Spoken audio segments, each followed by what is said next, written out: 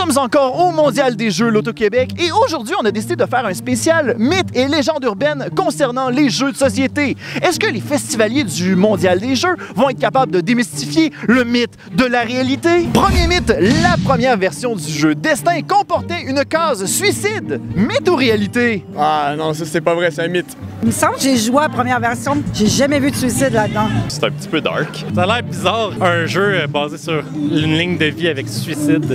Réalité. Ouais, je pense que là, c'est rendu tabou, fait qu'ils l'ont enlevé, mais avant, c'était correct. Eh bien, c'est vrai! Dans la première version, sortie en 1860, le jeu comportait aussi les cases prison, crime, ainsi que pauvreté. La vie est dure, Luduc, la vie est très dure. C'est le fun d'avoir changé de siècle. Ok, ouais, si c'est 1860, c'est un petit peu moins surprenant. Je pensais que ça datait des années 80.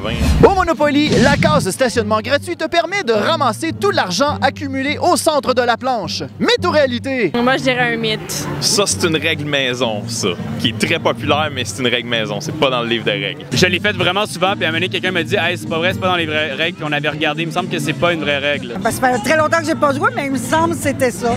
Eh bien, c'est une légende urbaine. Cette règle n'apparaît même pas dans les règlements de Parker Brothers. Il ne s'agit que d'une règle qui a été adaptée par certains foyers. Merde, je suis vraiment nul en jeu aujourd'hui. Ben regarde, moi je me dis, si jamais je vais voler de l'argent dans un parking, je vais me faire arrêter, fait que si c'est de même dans Monopoly, ça fonctionne de la même façon, ça se fait pas, ça se fait pas. Le Monopoly est un jeu plagié. Mythe ou réalité? Réalité. Je sais qu'il y a eu un plagiat, donc moi je prends ça comme une question piège, je me dis que c'est un mythe, ça se peut pas non. Je me souviens d'avoir vu un article sur ça spécifiquement, sur le fait que c'était basé sur un autre jeu qui était vraiment plate. C'est Warner Brothers quand même. Qui? C'est Warner Brothers? C'est-tu Warner Brothers qui l'a fait? C'est Parker Brothers. Parker Brothers, oui. C'est pas le bon Brothers. Il me semble que j'avais lu quelque part, en checkant les règles, que ça avait été plagié. Vous avez dit ça dans les règles? Nous avons plagié. Sur Wikipédia.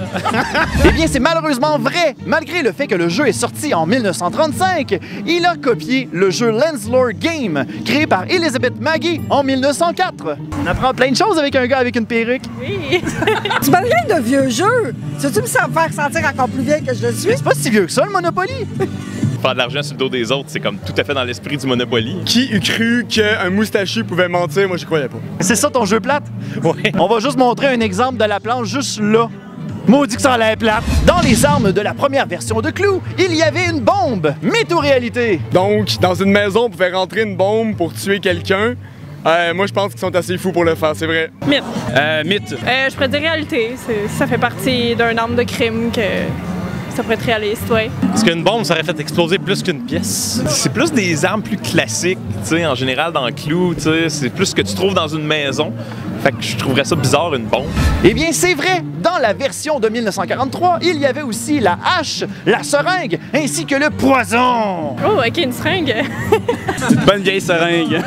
Hey, c'était vraiment élevé les jeux avant, là. Pourquoi ils ont enlevé? Je pense que ça faisait pas assez général. Je comprends qu'on peut s'éclater en famille, mais à ce point-là, c'est un peu dur. Les serpents du jeu Serpent et Échelle ont déjà représenté les tentations de l'homme. Mythe ou réalité? C'est sûr que oui. Ah, ben oui, c'est sûrement vrai, ça. C'est le serpent, c'est le jardin d'Éden. C'est comme truc biblique, le serpent, etc. Et des fois, les jeux d'auparavant, ça pouvait avoir des connotations un peu spéciales, donc oui, je dirais réalité. Eh bien, c'est vrai. Le jeu est d'origine hindoue, puisque les serpents servaient à représenter chacune des tentations de l'homme, dont la vulgarité, la vanité, ainsi que la désobéissance. Le jeu servait donc à dire aux joueurs qu'on ne pouvait pas vivre une vie sans succomber à certaines tentations. OK.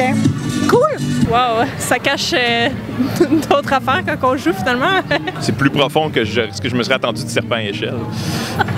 As-tu un petit mot de la fin à dire à nos spectateurs?